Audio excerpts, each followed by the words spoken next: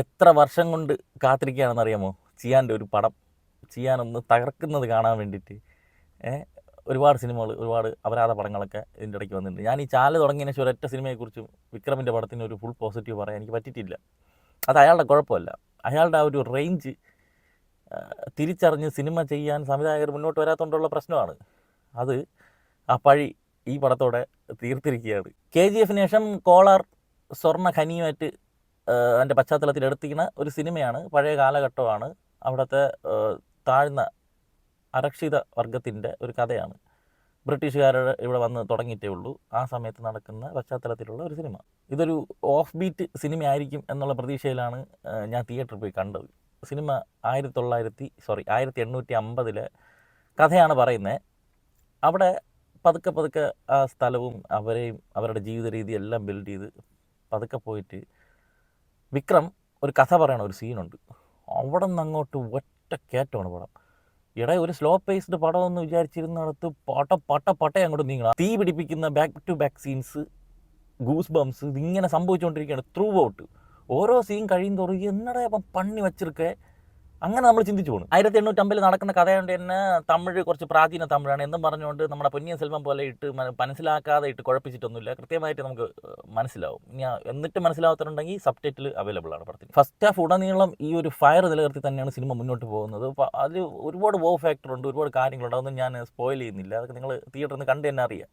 അവിടെ പെർഫോമൻസിൻ്റെ കാര്യം വെച്ച് കഴിഞ്ഞാൽ വിക്രമിനെ കളക്കാൻ നമ്മൾ ആരുടെ വിക്രമൊക്കെ അഴിഞ്ഞാടിയിട്ടുണ്ട്. പാർവതി തിരുവോത്ത്, അതുപോലെ വിക്രമിൻ്റെ മകൻ അശോകനായിട്ടൊരു പയ്യൻ വരുന്നുണ്ട്. അവനൊക്കെ ഒരു രക്ഷയില്ല. പശുപതി, മാളവിക മോഹൻ, ഇവരെല്ലാവരും വന്ന് ഫസ്റ്റ് ഹാഫ് പട്ടയെന്ന് അങ്ങോട്ട് പോയി ഒരു ഗംഭീര സിനിമയിലേക്കുള്ള പോക്കാണിത്. ഒരു വേൾഡ് ക്ലാസ് ഐറ്റമാണ് ഇതെന്നുള്ളത് ഉറപ്പിച്ചാണ് സെക്കൻഡ് ഹാഫിലേക്ക് കിടക്കുന്നത്. സെക്കൻഡ് ഹാഫും തുടക്കത്തിൽ അതേ സ്പീഡ് പിടിച്ച് പോയിട്ട് പിന്നെ അങ്ങോട്ട് പടം നീങ്ങാതെ ചുറ്റി തിരിയുമ്പോൾ എനിക്ക് തോന്നി കുറച്ച് ഭാഗത്തേക്ക് ഒരു അഴച്ചിലും കാര്യങ്ങളൊക്കെ ഫീൽ ചെയ്ത്. അതിൻ്റെ ഇടയ്ക്ക് പാട്ടുകൾ വരുന്നുണ്ട്. പാട്ടുകളായിരുന്നാലും സ്കോറായിരുന്നാലും സൗണ്ട് മിക്സിംഗ് ആണെങ്കിലും GB പ്രകാശ് ഒരു അറിഞ്ഞ് പണിയെടുത്തിട്ടുണ്ട്.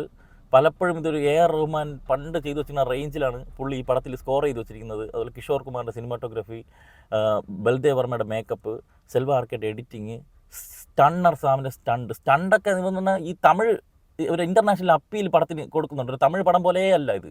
ഒരു ഇൻ്റർനാഷണൽ സിനിമ കാണുന്ന ഒരു ഫീലാണ് കൊടുത്തിരിക്കുന്നത്. സ്റ്റൺസ് ഉൾപ്പെടെ ആ രീതി തന്നെയാണ് ചെയ്തിരിക്കുന്നത്. പിന്നെ CGI ഈ നമ്മുടെ ഈ ട്രെയിലർ കണ്ടപ്പോഴേക്കും എനിക്ക് വെറും പട്ടിക്കുറ CGI ആണെന്ന് തോന്നി. പക്ഷേ തിയേറ്ററിൽ അത്ര വൃത്തിയാടുന്നില്ല. 1-2 CGI നമുക്ക് മനസ്സിലാവും. ഈ മറ്റേ കരിമ്പുലിയൊക്കെ വരുന്നത് പക്ഷേ ബെറ്ററായിട്ട് ചെയ്തിട്ടുണ്ട് അവർ.